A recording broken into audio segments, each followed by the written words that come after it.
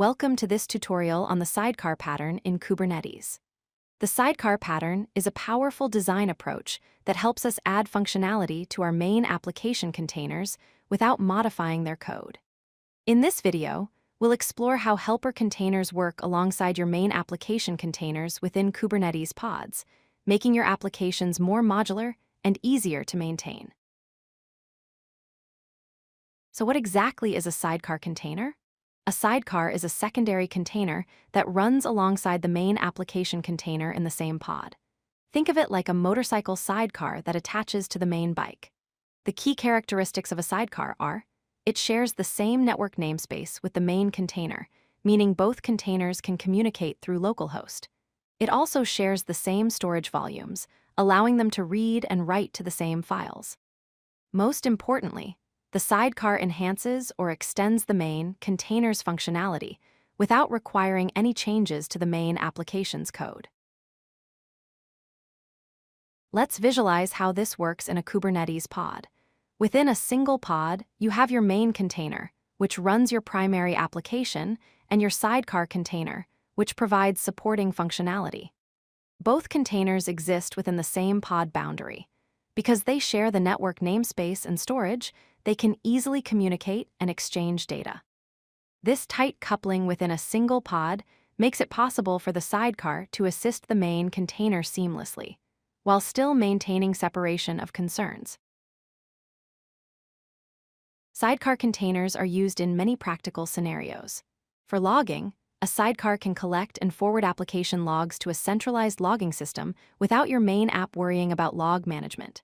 For monitoring, sidecars gather metrics and health data from the main container and send them to monitoring tools.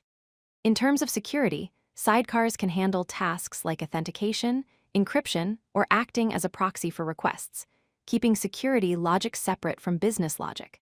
Finally, for data synchronization, sidecars can update configuration files or sync data from external sources, ensuring your application always has the latest information it needs. Now let's look at how to define a pod with a sidecar container. In this YAML configuration, we start with the standard pod definition using API version v1 and kind pod. Under the spec section, we define the containers array. Notice we have two containers here. The first is our main application container running Nginx, and the second is our log sidecar container running Fluentd. Both containers are listed under the same containers field, which means they'll run together in the same pod and share the same network and lifecycle. One of the most powerful features of the sidecar pattern is shared storage through volumes. In this configuration, we define an empty directory volume called shared logs at the pod level.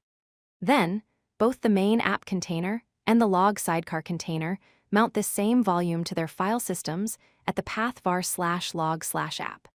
This means any logs written by the main application to this directory can immediately be read by the sidecar container. The main app writes logs, and the sidecar reads and forwards them, all through this shared volume. This is a common pattern for log collection and processing. The sidecar pattern offers several important benefits. First is separation of concerns. Your main application focuses purely on core business logic, while the sidecar handles cross-cutting concerns like logging or monitoring. Second is reusability.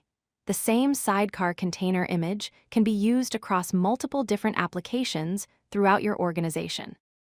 Third, you get independent updates. You can update the sidecar's functionality, such as changing your logging strategy, without touching or redeploying your main application.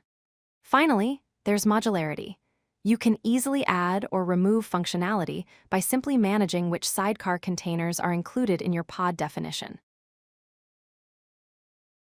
When implementing the sidecar pattern, keep these best practices in mind. Keep your sidecars lightweight and focused on a single responsibility. Don't try to cram too much functionality into one sidecar container.